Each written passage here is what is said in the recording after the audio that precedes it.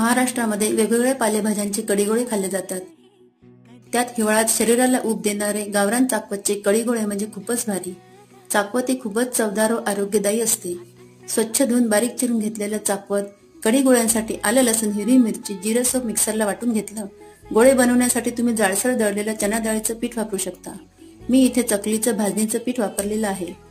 त्यामुळे गोळे मस्त चवदार व ठिसूळ होतात. कढी फोडणीसाठी जिरं मोहरी मेथीदाणे हिंग हळद आलं लसूण पेस्ट कढीपत्ता हिरवी मिरची घातली. वाटलेला मसाला लाल तिखट हळद धने पावडर मीठ हिंग घातले व पाण्याचा हबका देऊन थोडं तेल घालून गोळे बांधून घेतले.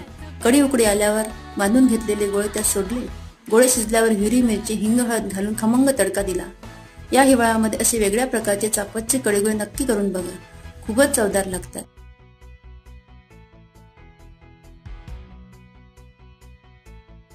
कढीगोळे हा मराठमोळा पदार्थ कोणाकोणाला आवडतो ते कमेंट करून नक्की सांगा.